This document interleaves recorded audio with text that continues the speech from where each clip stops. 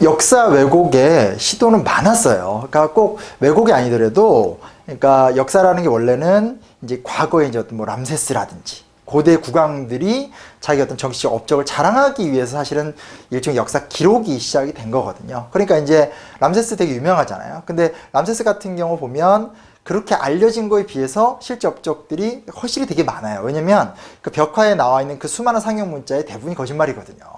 그러니까 그런 식으로. 혹은 이제 최근으로 온다라면 나치 같은 경우는 또 자기네들의 어떤 인종주의라든지 게르만족 우월주의 같은 것들을 강조하기 위해서 무슨 짓을 하냐면 생물교과서하고 역사교과서를 국정화를 시켰어요. 우리는 우월한 인종이다. 또 우리는 우월한 역사를 갖고 있다.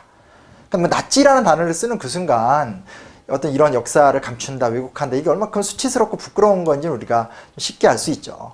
또 이제 요즘 우리 쪽으로 온다면 중국이라든지, 그러니까 중국은 이제 자신들의 어떤 중화 제국으로서의 어떤 그런 대국의 위치를 장악하기 위해서 소수민족의 역사를 압살한다라든지, 일본의 뭐 보수파들의 어떤 역사 많은 거나 유명하죠. 그러니까 실제로는 역사를 감추는 작업들이 굉장히 오래되어 왔었고, 저도 이제 그 시대에 살아보진 않았지만 실제로 이제 이야기를 들어보면 70년대까지 하더라도 비단 뭐 특정 독재자의 삶에 대한 얘기만이 아니라 오늘날 우리 이제 많은 학생들이 뭐 윤치호나 이런 누가 봐도 그 사람 말년에 친일파로 변질했던 사람들이 그러지 않았다라는 교육을 많이 했다고 해요. 그러니까 역사를 감추려는 시도는 아주 일반적이죠.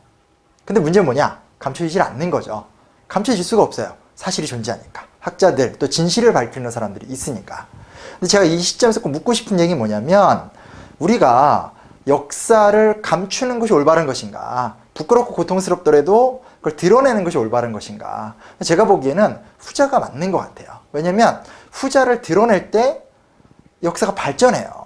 뭐 우리가 뭐 굉장히 히트작으로 봤던 암살 같은 작품, 영화 보면 또 그 작품이 김원봉이라는 학계에서 굉장히 또 알려졌던, 하지만 그 사람이 이제 원래 아나키스트였었기 때문에 남한과 북한 다 잊혀졌던 사람이거든요.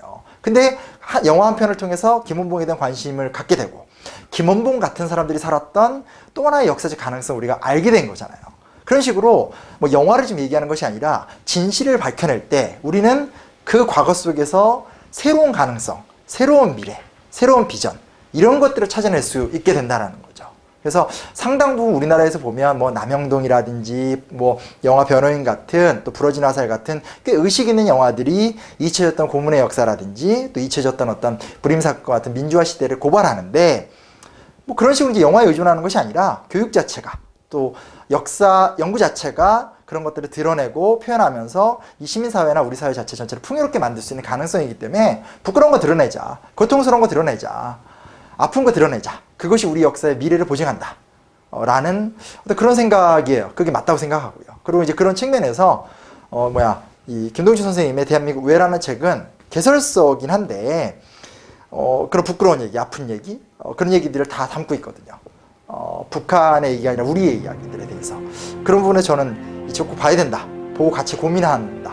다소 불편하더라도 그 고민의 결과가 굉장히 가치 있을 것이다. 그런 의미에서 추천합니다.